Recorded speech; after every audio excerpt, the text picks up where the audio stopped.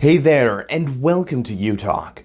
It's a show where we connect with people across Canada and ask them about their stories, culture, and experiences. I'm your host, Ryan Funk.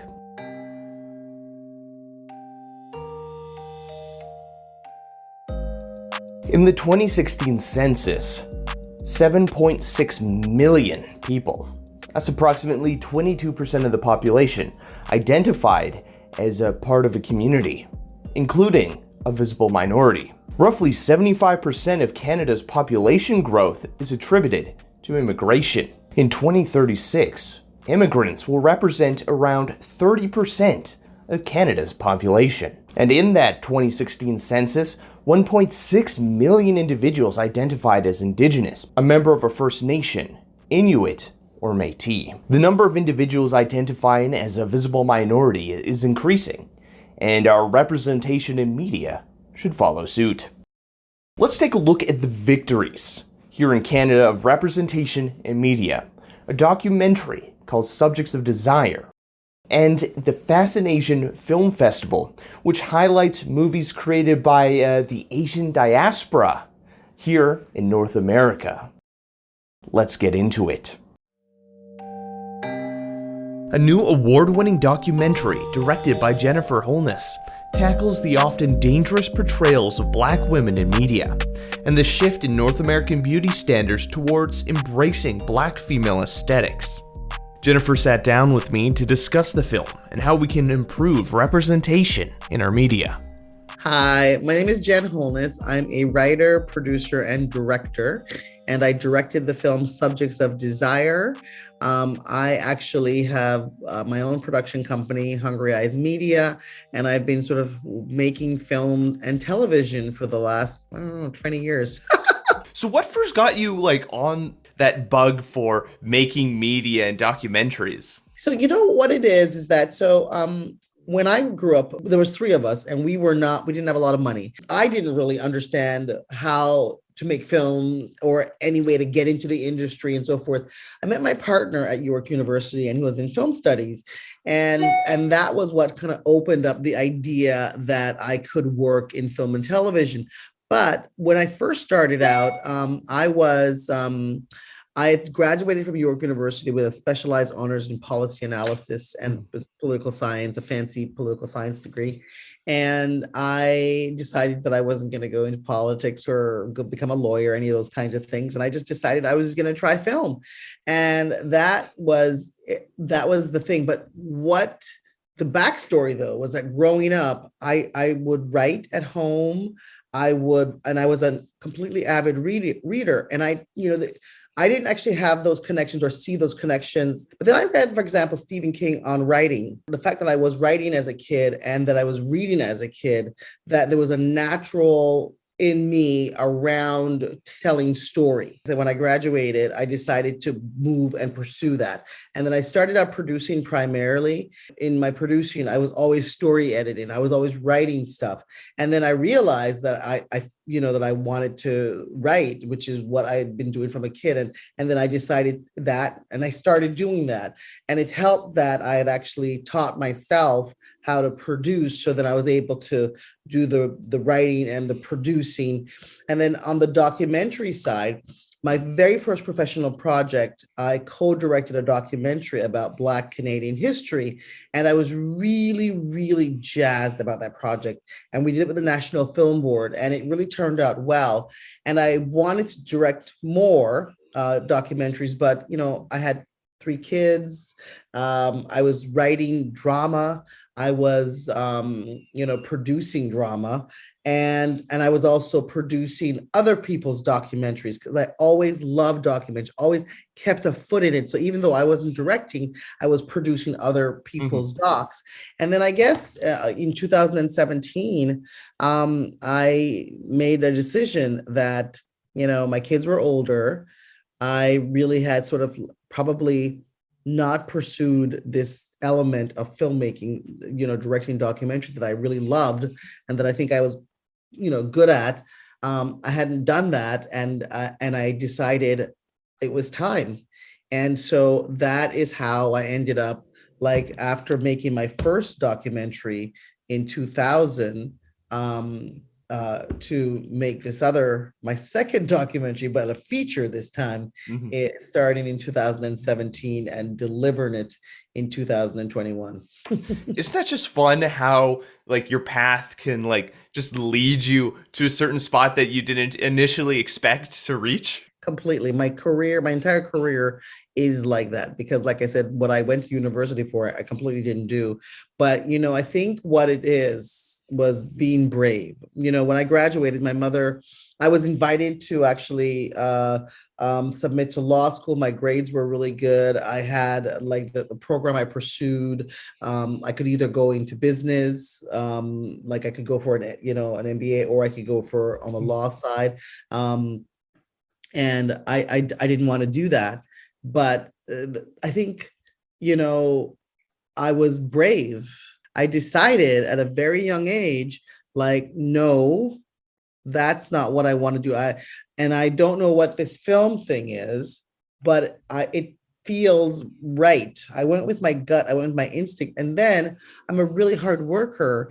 And so what I did was I had to figure out what make producing films was about. I had to figure out how do you write for. So I did that. We didn't have a lot of mentors. We didn't have a lot of people who could support us, and we didn't know anybody in the industry. But that was not that important. What was important was, how do I figure out how to do this work well so that I could make a living from it? So yeah, Mhm. that was the assignment, I guess. Smaller production companies, like they really turn, at least in my opinion, some of the most profound work or like work that really hits you close to home. You're really invested in the communities and people. Like you know what's going on. You Yeah, look, I've always been very community minded, and I do think that we have a problem in this country where we're really predominantly publicly funded, and we don't support the voices of all the people that make up the public. We haven't historically, and that's been a problem.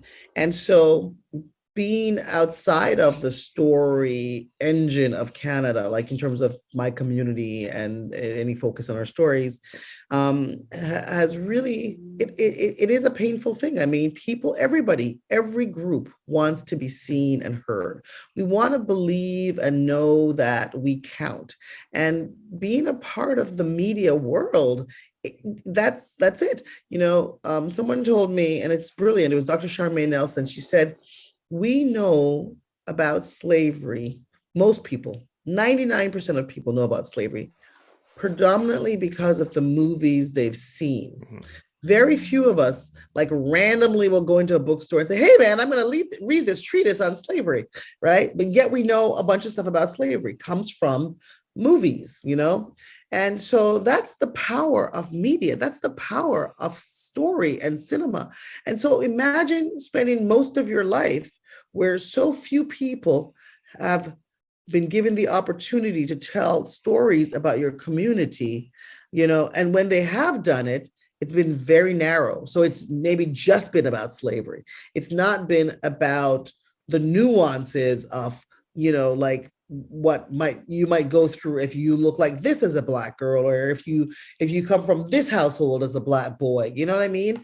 And so I have been always community minded because my community has always felt disenfranchised from the larger system of media and what we get to tell and who gets to tell it.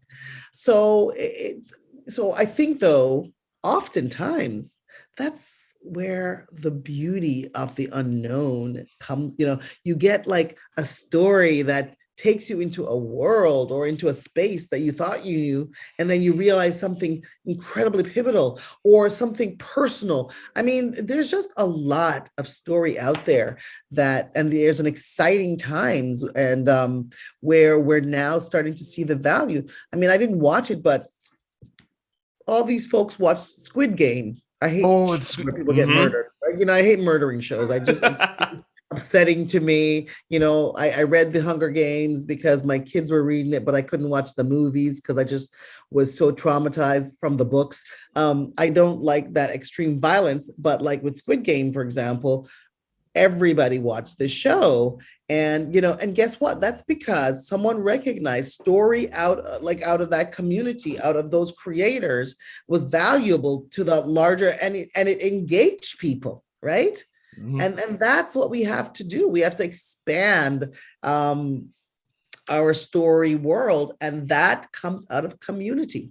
Representation in media is so powerful. Like, Encanto that recently came out has been amazing for the Latin communities. Like, just being able to see those stories, see people who look like you and you can relate to. Like, for individuals like myself, we've had people in media who look like me for so long. So it's great to see this. I guess it's a cultural renaissance, Mhm. in a sense. Subjects of Desire. What can you tell me about your film? So Subjects of Desire is about Black women and beauty, but it actually looks at the fact that beauty is about power, and that if Black women were not considered the standard, like the standard of what is considered beautiful, and beauty is power, that is meant, what does that look like for Black women? It's also about the fact that they have been very dangerous, destructive narratives that came out of slavery and colonialization with an agenda, these narratives, and that these narratives have now become so interwoven with how we see Black women and how we see Black culture. We don't even question them, but they're dangerous and they're destructive, and they create a mindset in Black women and girls where they don't love themselves, where they have challenges embracing themselves. And also, it actually gives power uh, to people over them. So, for example, just on a legal scale, it looks at the fact that Black hair, something that has really defined us as very different from whiteness, has been used to punish and ostracize Black women. We have that moment where we talk about Bo Derek, and that when a judge ruled that you could discriminate against a Black woman for her hair, that a Black woman had to conform to what the office required, that she could not have her own natural style. The judge literally said, and this is a legal precedent, that look at Bo Derek. She had braids in the movie 10, and she took her braids out.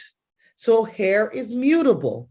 Why is this Black woman trying to be like Bo Derek and have braids? Never mind that Black women for centuries have had braids, that Bo Derek and the producers were mimicking Black women, not the other way around. Mhm.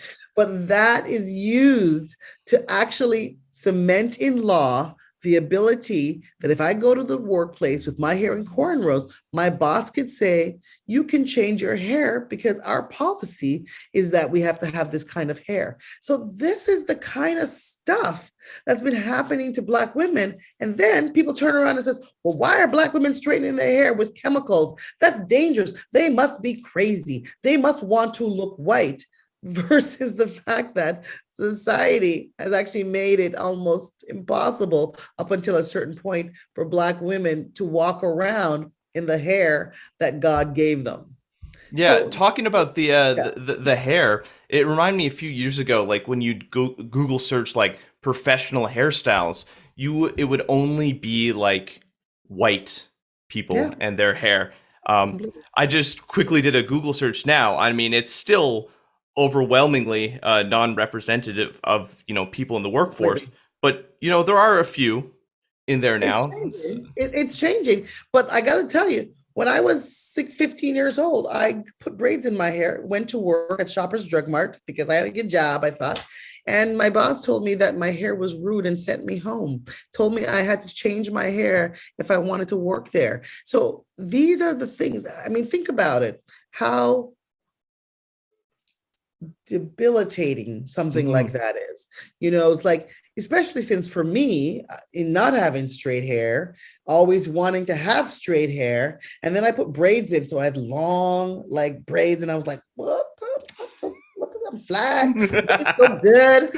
And then I go to work, and then it's like, no, your hair is rude, and you have to change it, or you don't have a job.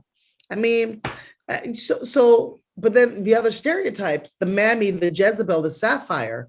I mean, those stereotypes limit our movement into the world. I pointed out that Billie Eilish is phenomenally successful. Lana Del Rey, Adele, Taylor Swift. None of these women who are terrifically successful have had to present a sexualized image where their legs are open and their butts high. But almost every single Black female star in the music industry right now is completely sexualized. Mm-hmm. I can't name a star, a big star that is Black that isn't overly sexualized, right? You got Megan, you got like Beyonce, you have Doja Cat. I mean, Nicki Minaj. The biggest the Latina and Black one. She was a stripper. And she did the video WAP with Megan Thee Stallion. I mean, Cardi B. That's it. I was just thinking, I was like, I can't. These are phenomenally successful women, incredibly sexualized. With your film, how did you approach this subject? What I discovered when I was doing research, I wanted to do a comprehensive look at this because I felt that we had to understand historically where these narratives came from. So I felt that was very important. I felt like I couldn't just do a film and say, oh, Black women are discriminated by their hair. I had to look at the source of things, right? So that comprehensive look, for example, showed us that, Black women and their hair was considered ugly. And then Madam C.J. Walker came along, and she came up with a methodology to press or straighten Black hair. And then straightened hair was progress. Straightened hair was professional. So that is out of history, right? But then why was Black hair considered ugly? Well, during slavery and colonialization, there was a narrative of the mammy, fat, older. She had her hair wrapped up because it was untenable in some way, right? And that mammy was a caregiver. And that narrative of Black women, caregiver. I want to really go back and say, where did this stuff come from? Mm-hmm. And you look, most of the movies that have been made up until recently about Black women have been about, essentially mammies, about maids, mm-hmm. Black women who are maids. That's it. And then, the same thing with the sexualization. So I wanted to go back and look at all of those things first. So that's what I started at. But I also wanted to look at present day. So how did these things manifest themselves today? What does that look like? What does Mammy, Jezebel, and Sapphire look like today?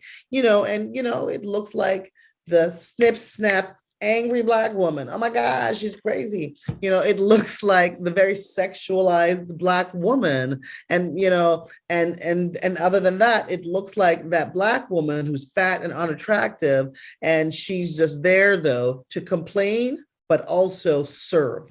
So look in media up until recently, like all the roles literally filtered through those kinds of narratives. If you go back far enough, all of this is tied to like white supremacy and oppression. And it's sad seeing that it is so present still to the modern day, like 400 years in the United States.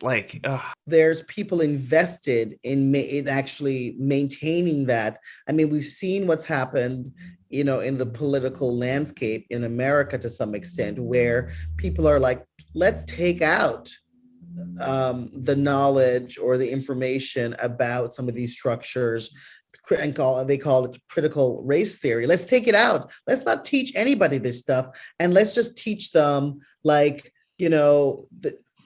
worst, the whitewashed version. Yes. And people are invested in doing this today. That's what's sad. That is what's sad. And so my film, hopefully, will be a counterpoint to some of this, you know. So how do we continue to move forward and dismantle some of these harmful and dangerous stereotypes? I think it's allyship. It's actually it's allyship, you know. For one thing, I mean, I hope my film really contextualizes things so that people who aren't, because these things are so ingrained, people don't really think about it. Like, you know what I mean? Because, for example, for years, Black folks were saying the criminal justice system targeted us, and the dominant culture was saying, oh, that's because you're at the wrong place at the wrong time. Or what were you wearing? Or what did you say to that officer? And then these cell phone reveals started to show us that no, they weren't at the wrong place at the wrong time. They were just jogging down the road, and so I think that my film, in some ways, is a little bit like that, in that it actually shows us some of these narratives, and it's then for folks to say, I understand this better about Black women. I understand like these narrow confines in which they're being defined. I understand how my behavior, like when I don't believe a Black woman, when I don't stand up for a Black woman, when a sister is doing this and she's doing the most, but maybe it's like I might be the one that's threatened because she's like doing this thing and I'm like, I'm not doing this thing. So it's really about understanding first and foremost, and then saying, I'm going to stand up for you. I'm going to be there in your corner, or I'm just going to sit down and have a conversation with you. And that conversation is not going to be about what that sister can do for you, but who are you? What floats your boat? What's going on in your world? And I think ultimately I'm a filmmaker because I'm inherently a hopeful person. I truly believe that in spite of some of the things I'm seeing unfolding over the last 4 or 5 years, I truly believe that our progress is possible when it comes to race and when it comes to structural and systemic racism. I truly believe that we can really work and solve this. I mean, I don't know if you've seen this, but like Saturday Night Live does this thing with Tom Hanks where he plays like a country bumpkin, and there's other Black like Black folks. Mhm. And then the whole thing shows us how much like white country bumpkins and Black folks are completely similar. Like they like the same food. They're like, there's a whole host of things that they really do have a lot more connections than not.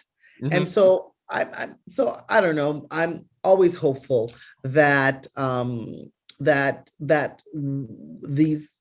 this getting together, this communicating will actually expose and allow people to explore that they have more similarities than they have differences. Well, exactly. When you just meet people and get to know them, like, of course, there's like cultural differences. Like, when I first started dating my partner, learning about like Filipino culture, Filipino foods, or like when I would use certain terms. Like, the funniest story is when oh, I was going around trying to do a news story back when I was living in Winkler. I just couldn't find anything. I was driving around all these communities, and I just told her, it's like, it took me on a wild goose chase today. She's like, why are you chasing geese?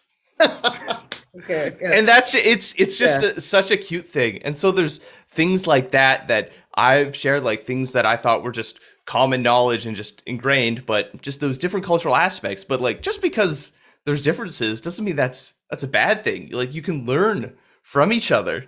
A pivotal thing, I think, is to learn from each other. I mean, there must be a whole plethora of things about her culture that you don't know about, how those communities form and what is valuable to those communities as a Filipino woman. And it's about the problem with patriarchy, it's always perceived that the knowledge flowed from one way, and the thing is that it actually doesn't. And so when you start embracing these differences, and when you start embracing that there might be certain knowledge. I mean, I always look to my mom, who has all this like this country remedies. You know what I'm saying? Yeah. And she's always like, okay, you got COVID, you got to gargle your throat, you got to take this, you got to take ginger and this, and you got to make this. And so there's always this stuff my mom's always telling me you got to do. And it's very different from North American society. There is a real, like the first line for her is always something natural from the ground or whatever. And I've come to understand it, because I mean, we might be of the same flesh and so forth, but I was raised in Canada and I have a very North American idea about medicine and so forth. But then at some point I start to realize, wait a minute, my mom, what she was taught from her grandmother, whose grandmother taught her, some of that stuff is super valuable. And that's the embracing of things that are different, because people assume that because I was raised by a Caribbean woman that like I didn't want mac and cheese. Like when I was growing up, I didn't want like the baked mac and cheese that was like I wanted Kraft mac and cheese, right? Kraft. Right? The college kids' food. Oh, listen, I was like, this is ambrosia. What? Now, of course, I'm like, give me the baked mac and cheese because it's like gourmet. But the point is that this dominant culture, patriarchy, white supremacy, all of these things, it has to be dismantled, and the voices of others have to be brought into that space, and so that we're actually sharing and learning from each other and communicating. And I think for me, my film is about communicating something important things, some great important things about Black women. What do you think we can do to keep our media and society accountable for, moving towards progress and, acceptance and representation? You have to challenge them. You have to say, I did an article with the Globe interviewed me, Sarah Ty Black, who's just a really wonderful journalist. And she asked me, and I said, we have to have gatekeepers, and we have to hold the gatekeepers accountable.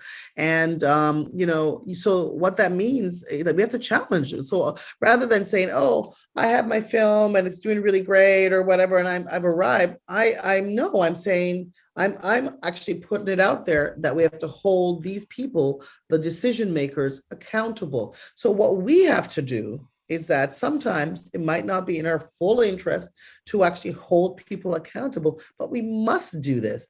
It's like my children hold me accountable. They say, Mom, Dad, you've ruined this planet for us.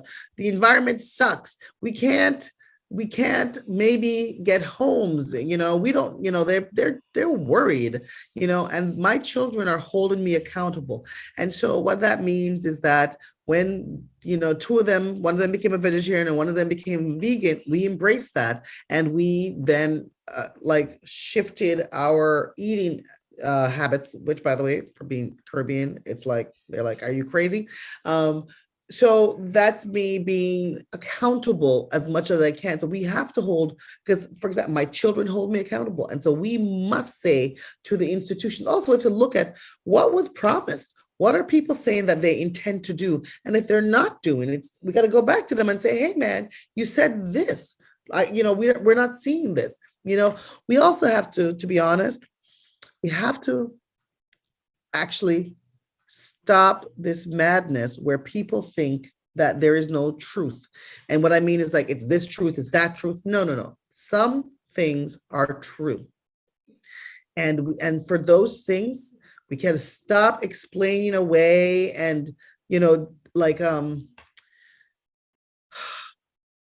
there's too much acceptance of falsehood.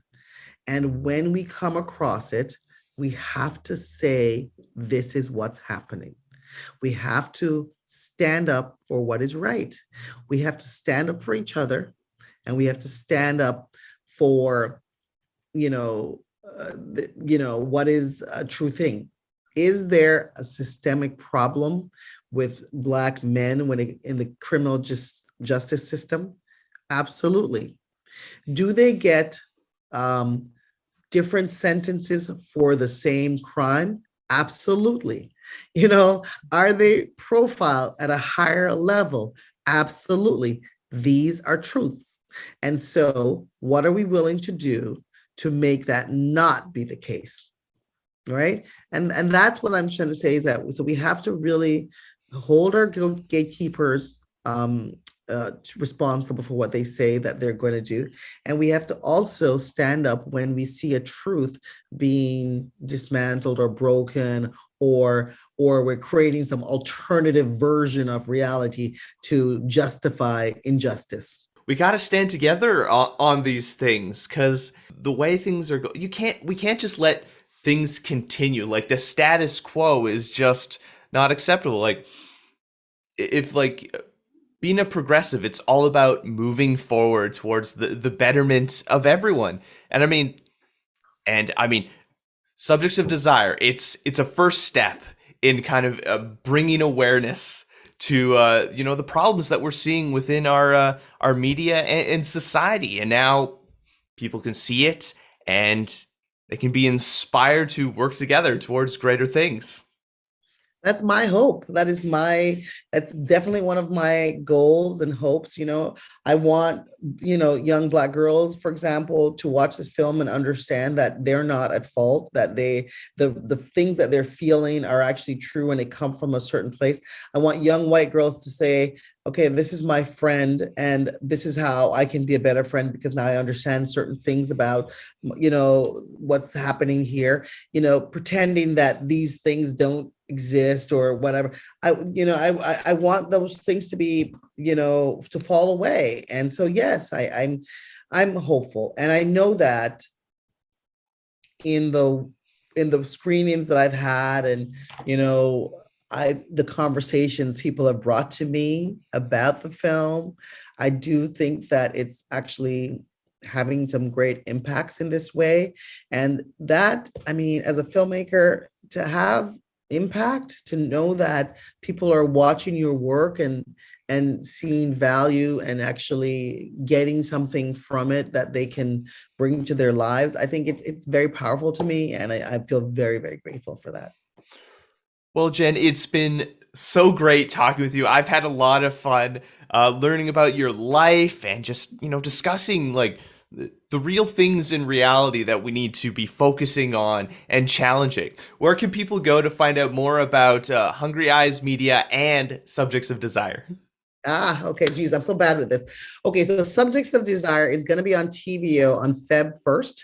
And I believe there's a couple of repeat dates. In the US, it's going to be on Stars on Feb 26th. Hungry Eyes Media, we are hungryeyes.ca. And I'm sure Selena will send you like stuff for you to put up for our like Instagram and all the other stuff, because I'm not remembering all that. No worries. And I'm excited. The trailer was so good. I'm really excited. I just projects like this, like challenging your own thoughts. Like, I grew up in Winkler, like a small rural town, and just getting out of there, like I realized, like, wow, I had a lot of ingrained biases that I never realized, and getting challenged on those, and see, just interacting with people has been like the best. I think people just have to get out of their spaces. This is one of the challenges of COVID, of course, is that it's keeping us really insular. And I know that like my mom was like a single mom raising 3 kids. And so we didn't have a lot of money. And when I was old enough, we started, like, I think when I was 15, we went to Montreal on our own, my sister and I. And then we went to New York, and then we were like in Miami. And then when I got older, I was able to travel to Europe. And traveling, and of course going back to Jamaica, but traveling in these spaces, talking to people, finding out about how people live, it really shrinks a lot of the misunderstandings. And so it's great that, you speak of your own journey and acknowledging that there were these biases, because they are, because that society Mhm. puts them into you. Kids are not born, this, they're not Mhm. born biased against someone. Society does this. So but I do think stepping out of your comfort zone, reaching out to someone across the aisle, sometimes it's actually scary and sometimes it might not work out, but I reached out to Black people who have not been necessarily welcoming to me. uh, but I've also reached out to Black people who have been incredibly welcoming and who have made my life a better place to be in this space. So, that's the thing I just keep saying to people. You just got to push yourself to get out of your comfort zone. The past few years have seen an explosion of diversity in the film industry. Films featuring diverse creators, stories, and cultures. What if I told you there were creators from the Asian diaspora creating movies here in Manitoba?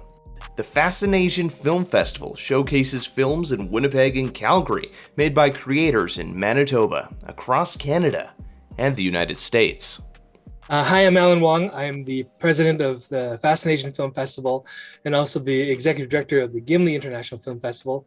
And I'm also the president of Actor Manitoba. So those are my three hats that I wear.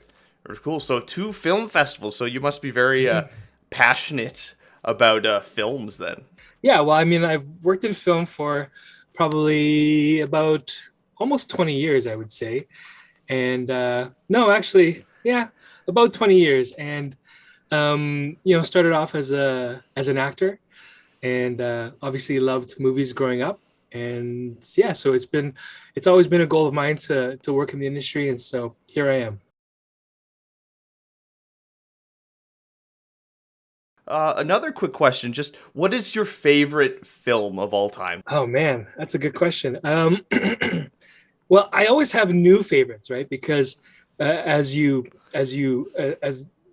stories come out, um, and I'm always a fan of things that make you think and feel.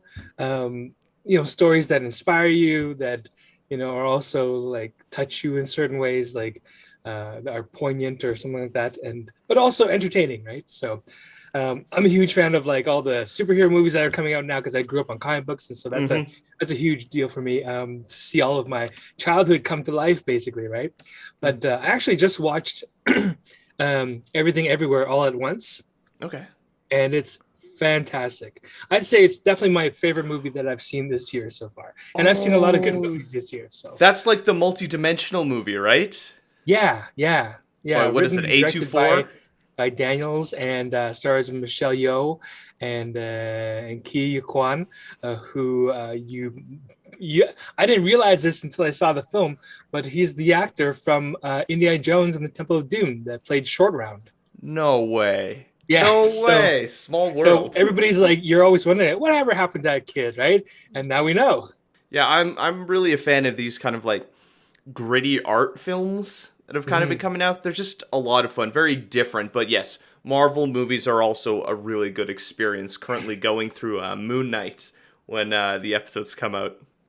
Yeah. Well, that's the spectrum, right? But you have like independent stories that are, or independent movies that are, a little bit edgier, a little more off the wall, and then you have the very commercial, like studio-backed films that are just like, meant to be like crowd pleasers, right? You Mhm. don't maybe get as much like, uh, experimentation or different perspectives with those movies, but they are entertaining, and they are meant to sort of like inspire, and but then on the flip side, stuff like Everything Everywhere All at Once is actually produced by excuse me, actually produced by the two brothers, the Russos, who Mhm. did a lot of the Avengers movies.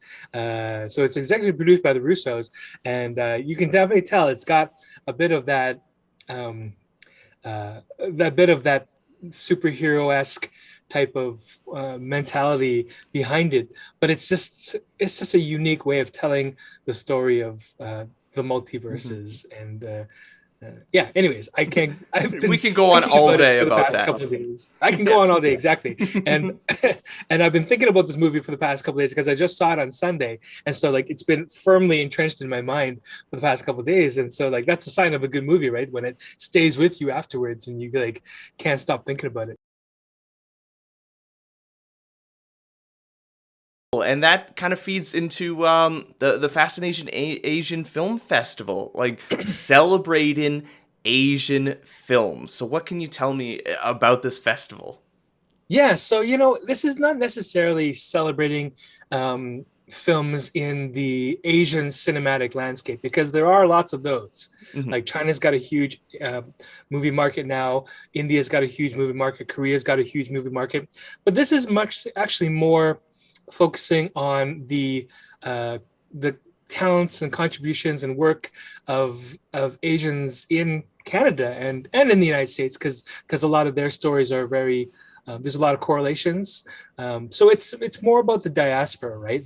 So like Asians living outside of Asia, obviously. And, growing up as an Asian guy in Canada, I've experienced a lot of sort of things that are very, cultural things that are unique to my experience, right? And that can be said with anybody, who is, I guess, really you can say that about any minority culture in Canada or the United States.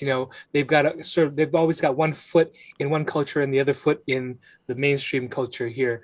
And so we really want to just showcase and celebrate the work of our local industry because there's a lot of Asian filmmakers here. Actually, as you know, Winnipeg has a huge Filipino population, and so there's quite a lot of Filipino films, Filipino-centered stories, and that's fantastic. And we can all relate, and it's part of Asian Heritage Month as well, right? Because May is Asian Heritage Month, and so we're just wanting to celebrate Asian stories.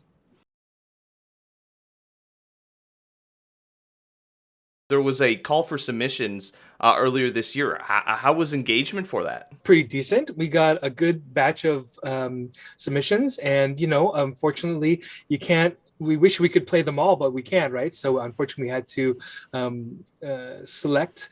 We have a total of 18 short films that we selected out of the short films that were submitted, and then we also programmed 4 feature-length films, and those are from Canada and the U.S. So 2 of each, and yeah. So really we're cool. excited to show them, and we've launched the website with all the lists, all the films, and so you can check out the program anytime. What sort of variety are we looking at in terms of just the stories or the mediums or the types of, I guess, devices that people are using to record this? Because like you could have people that's recording on like a DSLR or just a handy cam or like on their phone, and it can tell very different stories depending on the sort of device that you're using. For the short films, definitely there's a variety of different kind of looks. So there's so much more variety in the short films. Some of them are animated. Some of them are almost like little documentaries that are like shot with, it seems like a camcorder or like a phone or phone camera or something like that. And then some of them are like super professional and they look like they could be feature films, right? So it runs the gamut of I don't know, styles and visual appeal. Well, that's what you want. You want this wide variety, because if everything just had the same look, the same filters all the time, it'd be boring. It's fun to just see, how people, tackle a film project.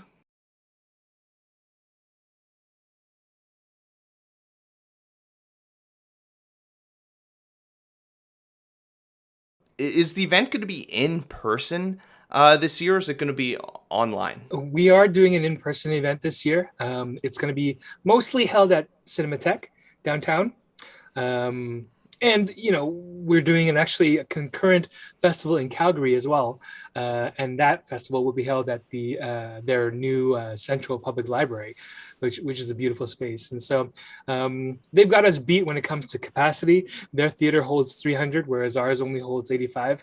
But we are also offering our films online as well. So you will be able to check out, if you can't come to the theater or you don't feel comfortable yet being in the theater or around a lot of people, then you're more than welcome to. People can just check it out online and watch the movies at home. That must be pretty exciting to be able to hold an in-person event again. Been slowly getting out there. Gimli did something for National Canadian Film Day last week, and so we had an event there. We also sponsored the premiere of Islands, which is playing at Cinematheque right now. Speaking of Filipino movies, that's a fantastic one. If you haven't seen it, I highly recommend it. It's still playing at Cinematheque right now. It's playing multiple shows, and we had one of the actresses, like the main lead actress that plays opposite the main lead guy.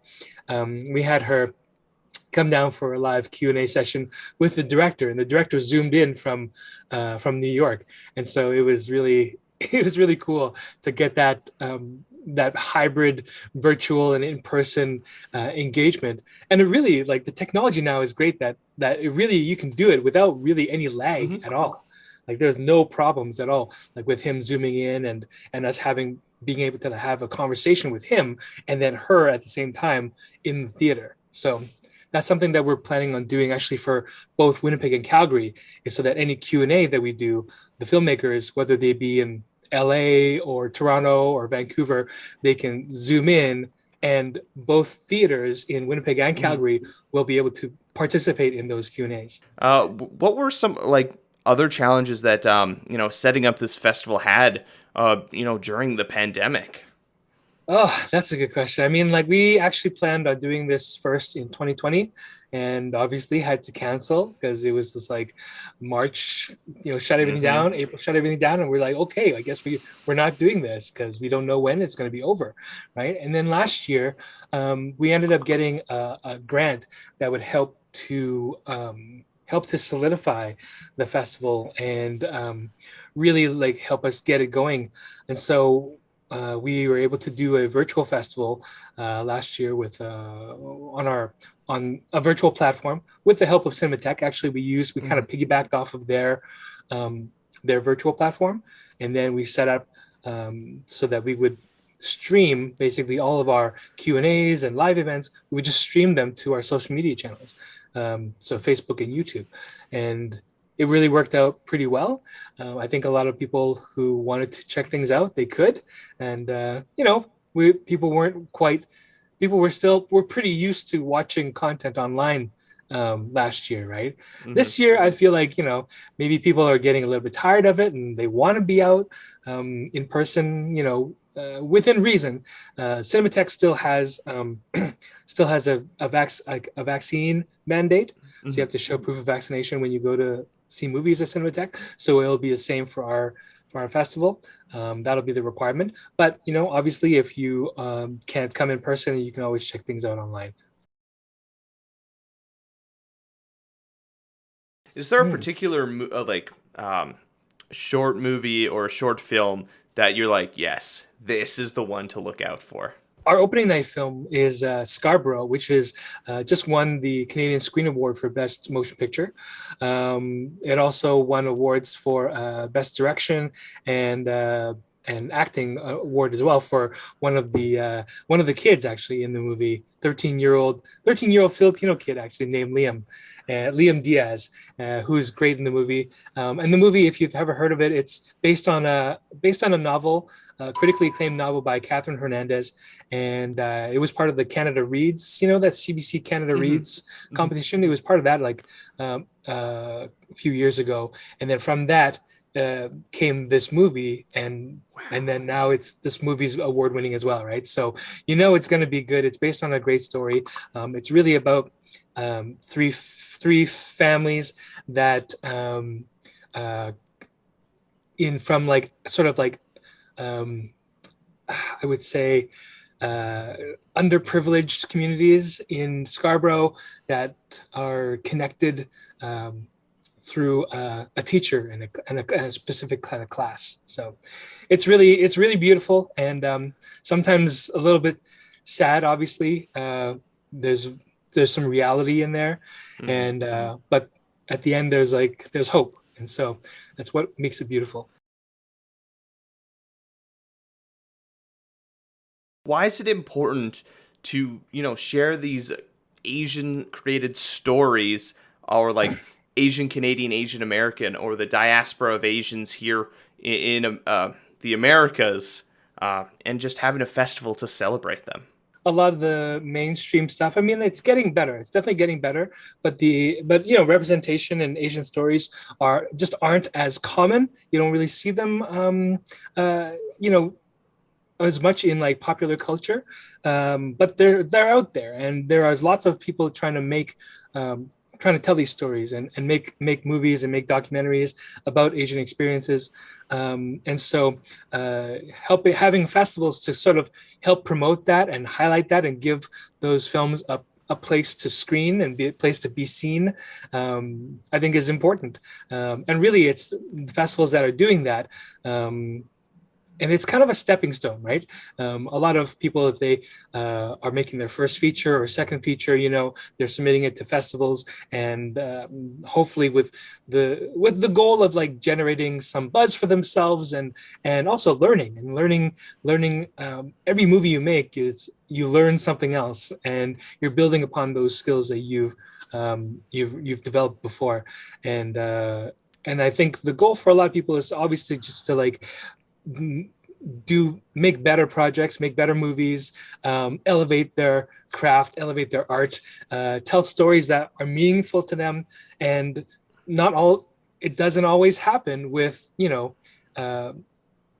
doesn't always happen in a way that makes a lot of money, right? It's not commercially successful. It doesn't get picked up by a big studio or distributor and make a lot of money, but they're still worth telling because of the system that we have set up, but then again, we have movies like Everything Everywhere All at Once, where it is they did have a healthy budget, right?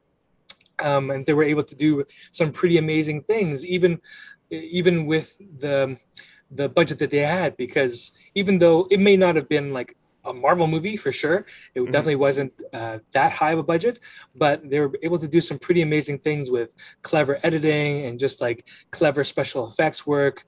When you see the movie, you'll know what I mean. So it's quite the feat. There's so much we can learn, like from different cultures' storytelling.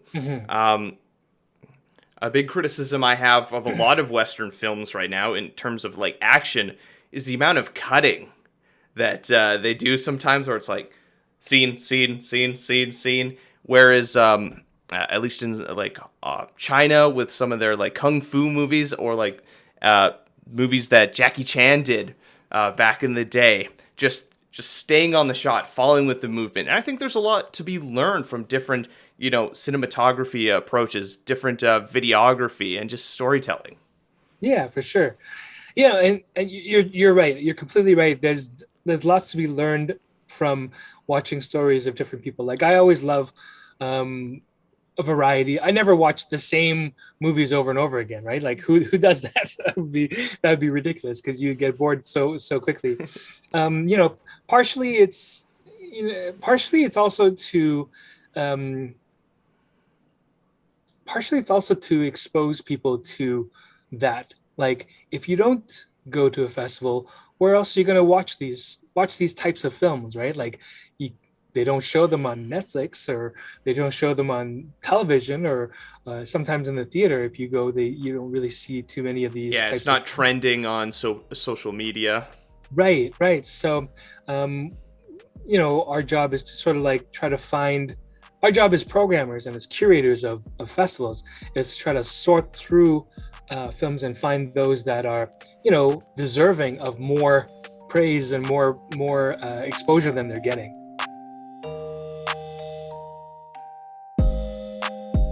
Developing the program for this year, kind of like the live and virtual models combined.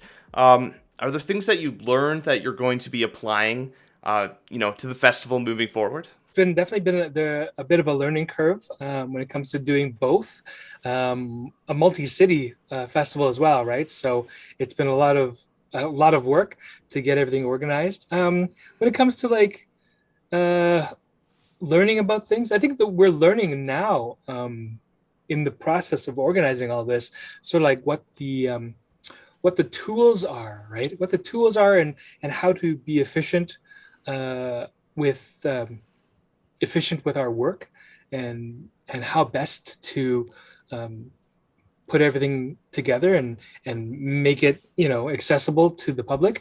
So I don't know if I would say I have anything major that I would change for the future. I would just be very realistic with the expectations of our work and our resources.